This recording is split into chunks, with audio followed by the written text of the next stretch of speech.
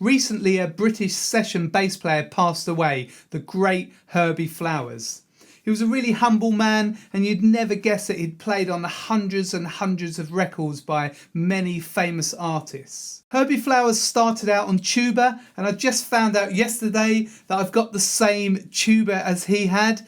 It was made by Hawks & Son in Piccadilly, London, just a few doors down from where I played Jersey Boys for many years in the theatre. So it was a real coincidence. Herbie also played upright bass. He classed himself as a jazz musician, and he played electric bass on lots of sessions. So in the business we call him a triple threat.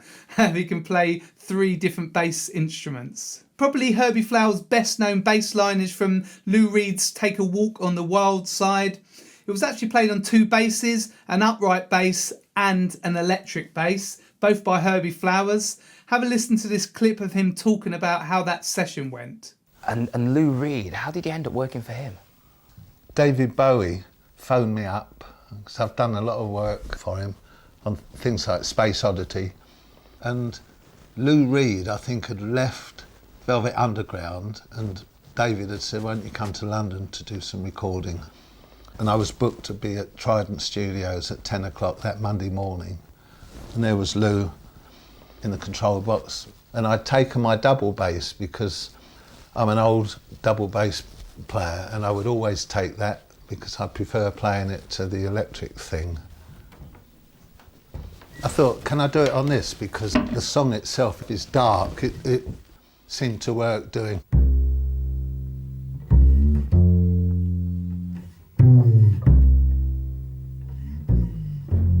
And being an old jazzer, I thought, can I try something? Yeah, of course you can.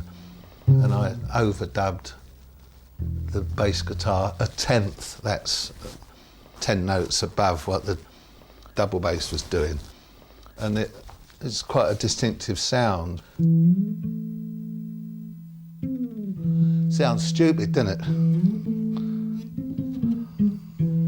But when you combine that with the other bass, it takes on another character.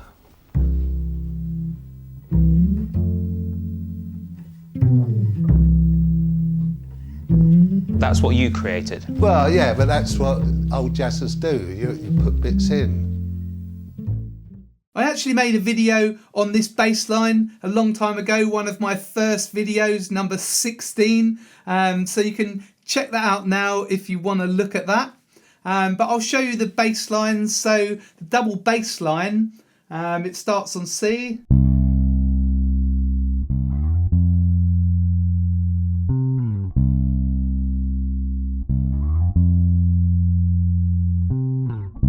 Like that. And there was actually another line that Herbie played on electric that's a 10th higher.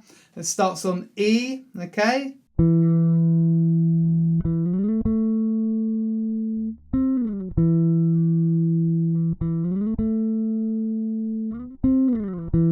So that was the iconic riff that Herbie Flowers played on Take a Walk on the Wild Side. I've written down the riffs in this lesson on the free PDF. You can get that by clicking the link below this video in the description, and this PDF is in standard notation and tab.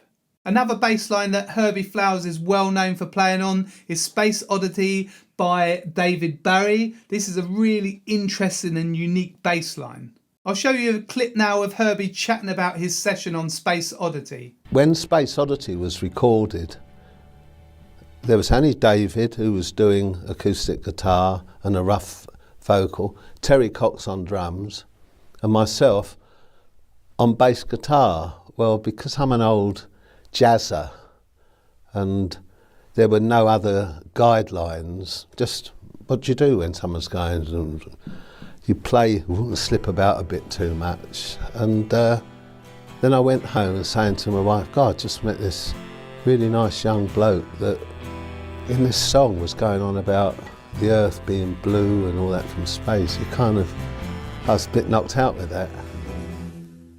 I really love the bass line from the chorus. It starts with this triplet feel. Okay, that's a real kind of jazz triplet thing that you'd hear in a jazz walking bass line down the octave. Okay. that kind of feel. So it's obviously influenced by Herbie's kind of jazz playing. And then we're into the bass line.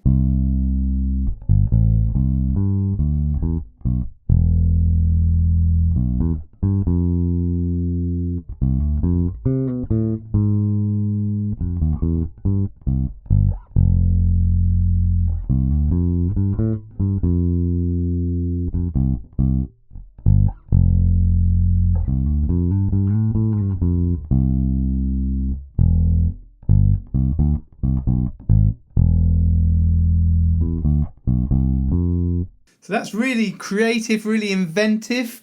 I really like the articulation. Got these nice short notes. Okay, those sort of patterns. Slides as well. It's a really, really great bass line. So take a listen to that in the original song. If you're enjoying this video, then don't forget to subscribe to my channel by clicking the red subscribe button on the bottom right hand corner of the screen. And if you click the bell and select all, you'll get notified as soon as I release a new video. Another awesome bass line that Herbie Flowers recorded is on Country Comfort by Elton John. This was from Elton John's Tumbleweed Connection album from 1970. It's a really, really great bass line. It's pretty incredible. It meanders over the whole fretboard throughout the song. This is a sample of one of the choruses.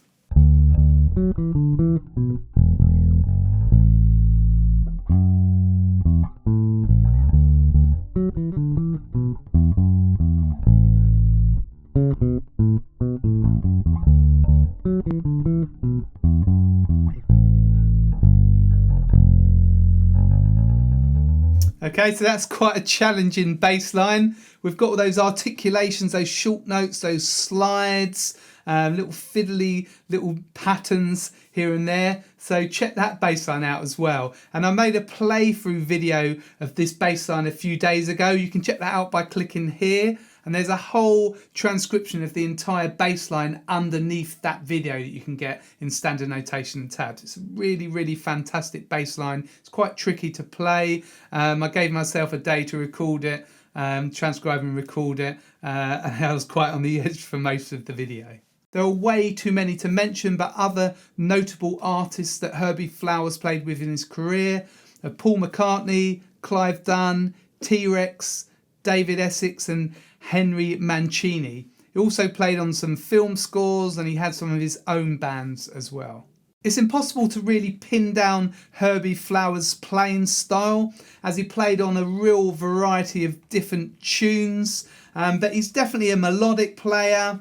He's quite a busy player, puts in different articulations, and you can really hear his kind of jazz influences coming through on his electric bass lines. He didn't really play what you'd call conventional bass lines. Often he played unexpected lines, quite unusual lines, but some of the times they really defined the track.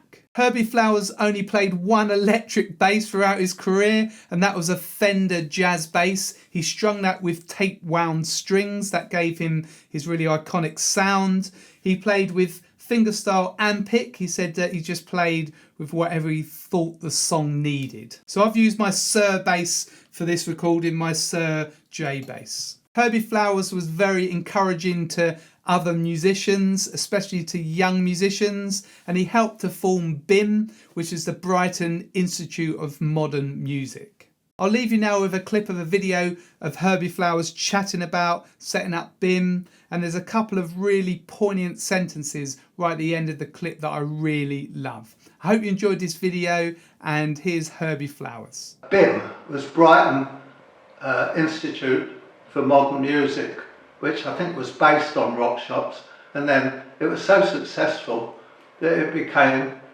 British Institute for Modern Music, owned by record companies, and which is where a lot of young musicians have developed their careers, and the music that a lot of them turn out is fantastic, and I'm very proud of my connection with that. And music is still the only language that is universal and has got no problems, and I have to keep doing it If I don't, I'll go mad.